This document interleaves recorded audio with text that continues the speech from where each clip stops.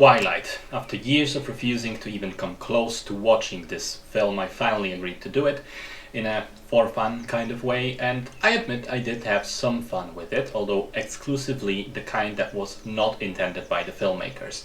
But even so, I have to say that as much as I always heard it was a bad movie, I didn't expect it to be this bad.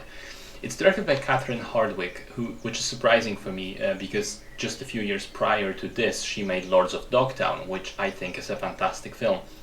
So one has to wonder what went wrong with Twilight, and perhaps a large part of the answer is in the source material, the novel series written by Stephanie Meyer, which I haven't touched but I've heard they are widely considered to be terrible all the way through. So story-wise, this film is about a 100-year-old vampire that's forever locked in a body of the 17-year-old Robert Pattinson.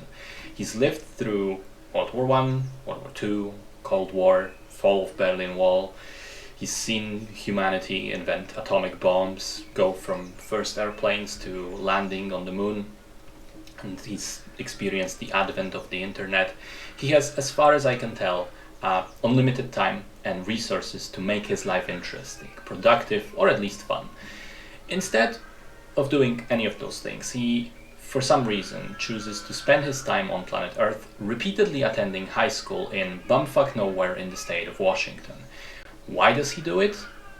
Does he attend the small-town high school due to his thirst for knowledge? Probably not, because he seems to know everything they teach there already.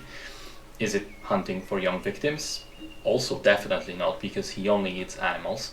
Perhaps it's the social aspect of being around people who look like you. Well, doesn't seem like that either, because he never even interacts with other people, with other students, hanging out only with his fake sibling vampires who are also teenage vampires, and also go to the same school. And please don't ask me any more questions about this part. It seems that the only reason for Edward to be there is so that he can eventually cross paths and immediately fall in love with Bella, who is the most boring and bland girl in the whole of multiverse. Over the course of the film, we only learn a few things about her. She's so fucking clumsy that she routinely collapses on even ground. She used to do ballet when she was a kid, but she doesn't anymore. And that's pretty much it. What are her interests, passions, desires? What does she like to talk about? What makes her angry and sad? What does she dream about? Who does she want to become? What makes her laugh? Who the fuck knows? The characterization of Bella is reduced to falls in love with Edward. And he, on the other hand, falls in love with her. That's it. It's like a paper-thin erotic fantasy written by a bland, starved for attention 12-year-old girl, which I imagine must have been the mindset of Stephanie Meyer when she wrote this. So, as we've already established, the story and the characters are staggeringly awful. The vampire lore and makeup and the way they look and behave, it's just laughable. It's like an emo band from the early 2000s instead of eternal creatures of the night.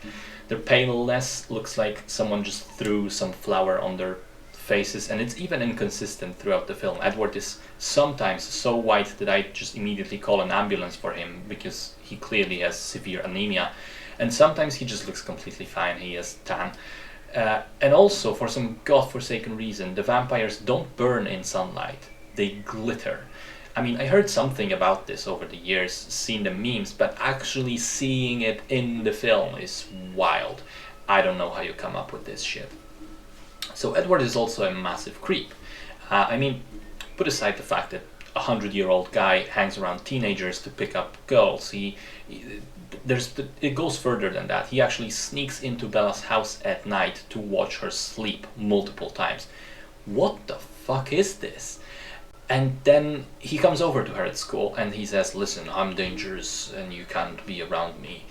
And she's like, "All right." And then the next day he comes again and he says, "I told you to stay away from me." I mean, dude, you're the one approaching her all the time. What is this?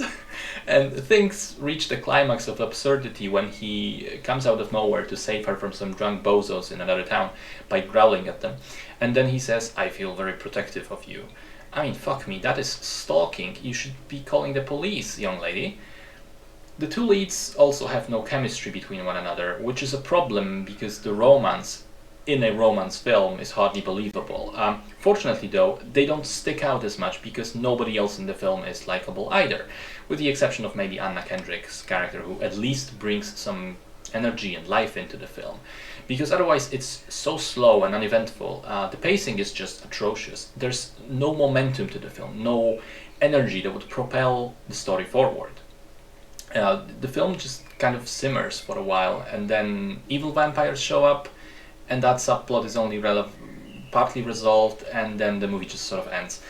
In technical terms, there's nothing to admire. The film looks bland and uninteresting. There isn't a single shot that I remember that would make me go, wow, this looks nice actually. Instead, it all looks like a cheap television show from the early 2000s, and the special effects even worse. And I mean, I could go on like this for a while longer, but I think I've made my point. I think as much as Twilight holds the opinion, the general opinion for being a terrible movie, in reality I think it's even worse than I would have predicted. It's poorly written, terribly executed, and worst of all, it's just boring beyond belief. The one good thing that came out of it is the bags of money that Kristen Stewart and Robert Pattinson got, which allowed them to later turn to really interesting indie movies and, prove that they're both actually really good actors. This, however, is not a movie that can be used as a supporting argument of that thesis.